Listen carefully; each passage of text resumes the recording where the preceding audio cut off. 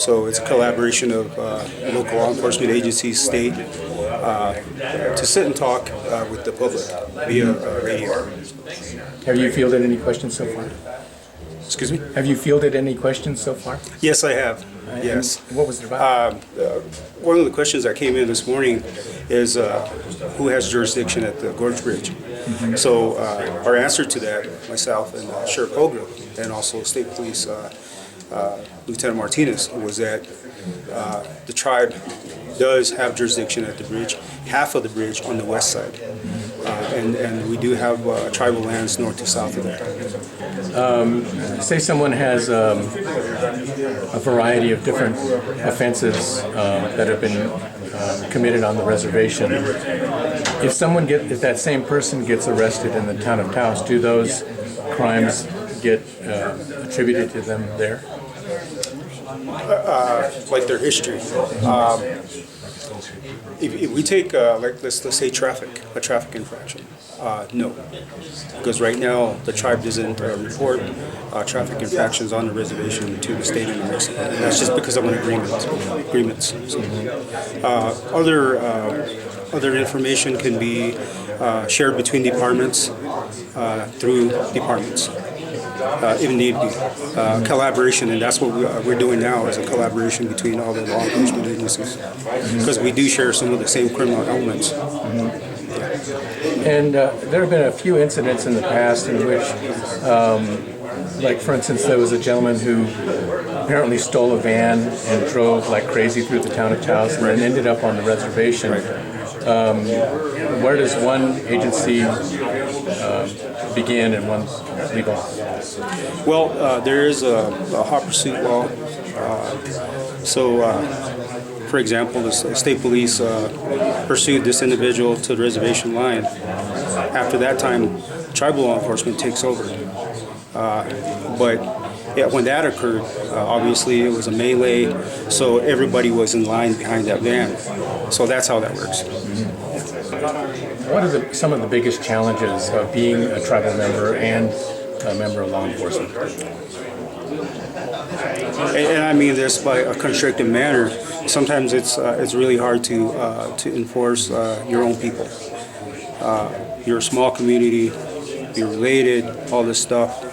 But more so, there are a lot of expectations. And being a law enforcement officer in the Indian country, especially in your own community, it does have a little challenge. But at the same time, it's very rewarding because you're working for your people. Mm-hmm. And I think the key to that is being informative to your people and enforce that positiveness all the time, no matter what.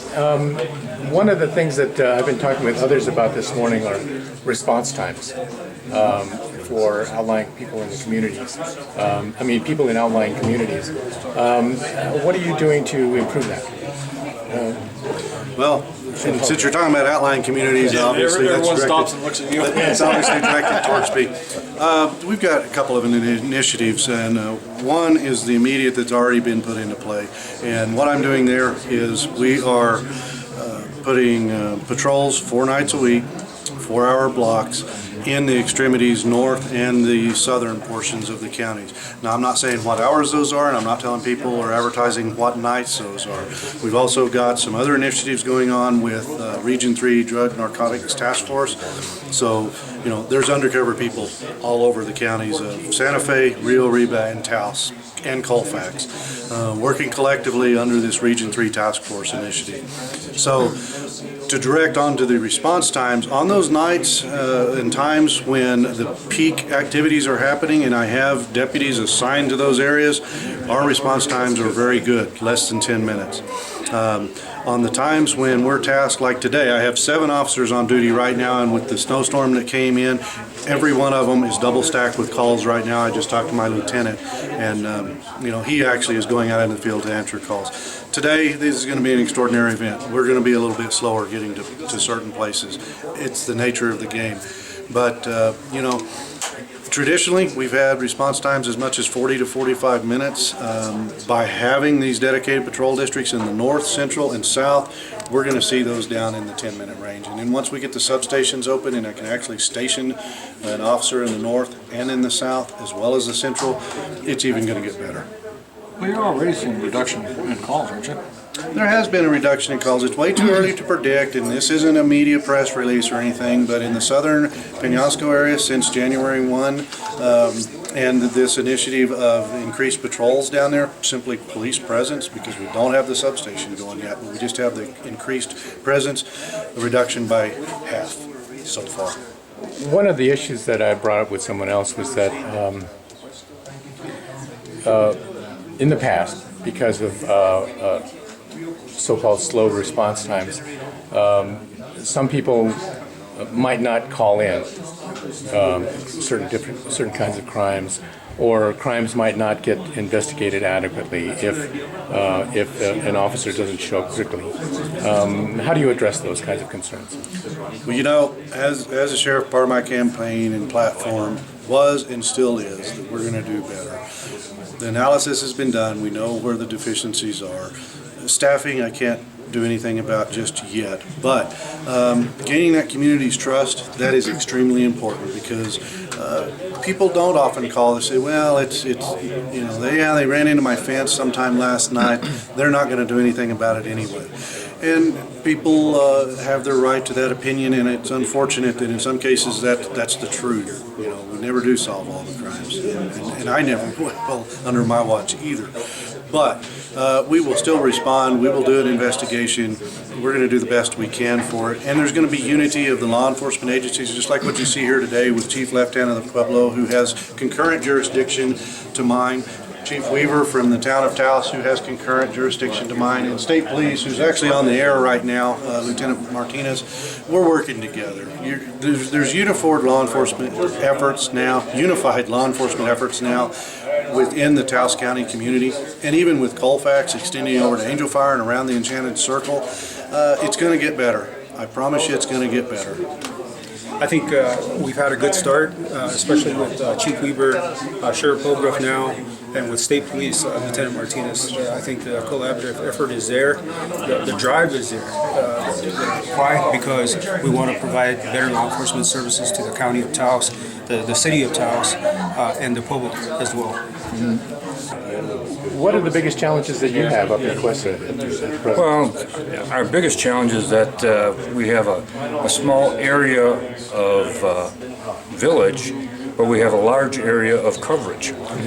We have lots of diverse things that happen since the mine's closed. We have increased domestic violence, we have increased drunk driving, we have increased violence in the homes. That violence trickles down to the kids, and so we have increased violence in the schools.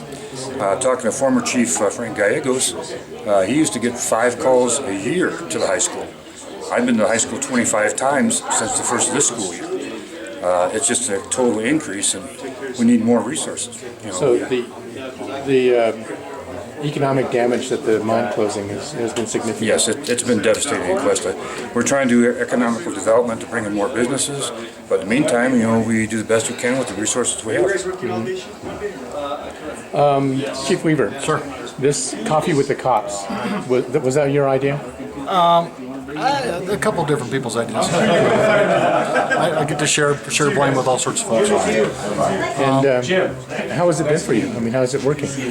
Communicating with the public? Actually, the very, very first one we had, which was about a year ago, I think we had like 10 people show up. And then the last one we had, it was just me and Hogriff having a cup of coffee. So I was like, well, either that's really a good sign, you know, either things are going really good, or it's a really bad sign, people are apathetic, or in the middle, that we just to get the information out. So I think this is actually going very good today. I think it was a real good idea to give as much publicity, try to energize that. But more importantly, as far as I can remember, this is the very first time that we've had all of the heads of all the different law enforcement agencies in the county who have jumped in on this. The thing that I was real excited about was I didn't have to twist any arms. I didn't have to pull in any IOUs. I didn't have to do anything. I just said we're going in and everyone showed up. I have my ideas about what the problems are inside the town of Taos. And they are? Well, crimes against property. I like how you did that. Crimes against property and drug abuse, specifically opiate abuse, are hand in hand, and it's really kind of interesting. Yeah, prescription drugs, yeah, prescription opiate abuse.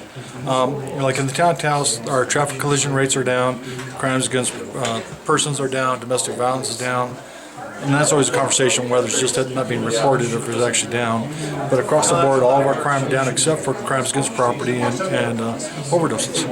Now, drug addiction is never going to be solved through law enforcement. That's not how you solve it. So we need to coordinate ourselves with the different social services, with the different medical providers, and really get a unified approach on how we're going to deal with it. So, like 2 years ago, if you asked me what the biggest problem was, I'd say the biggest threat is traffic.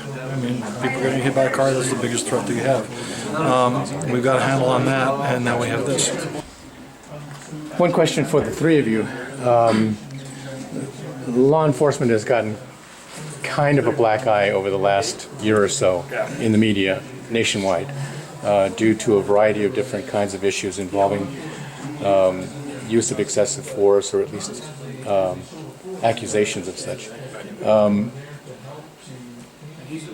How does that trickle down to communities like Taos and Cuesta and Taos Pueblo?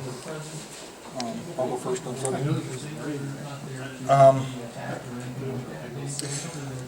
During the incident happened in New York, there was a lot of students that were protesting around the plaza with signs that said, "I can't breathe," and things like that.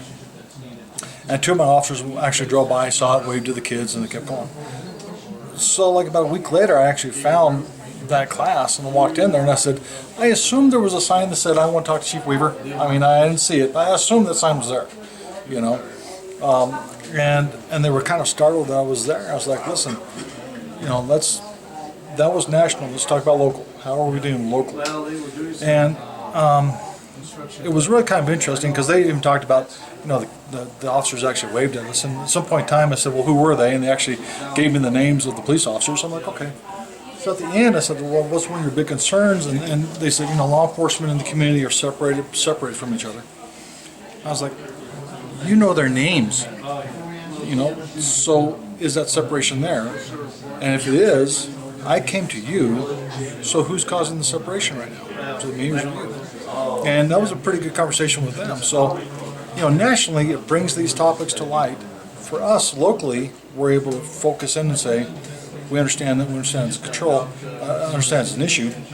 We have addressed this and continue to address these topics. And are we doing what you want? And 9 times out of 10, I get the answer, yeah, we're doing exactly what you want. So for us, it's actually, I think, good. You want it. And it allows us to kind of focus on how we're doing. So I think overall it's a good setup. I think also that these incidents you've seen are in large communities where they have thousands of police officers under different commands, and you don't have a direct relationship with your officers. We're a small community. We have direct relations with our officers. They know what we expect of them. We know what their capabilities are. We use the least amount of force necessary to control the situation, but we have direct supervision. It's not like we have these large police departments that, you have different command divisions, and you kind of lose track of your people. Like Albuquerque? Yeah. I mean, I'm not specifically saying Albuquerque. New York City, 10,000 police officers. Right. That's a village. And you can't weed out the bad cops as easily. You can't control your officers as much when you don't have the direct supervision. We all have direct supervision of our people.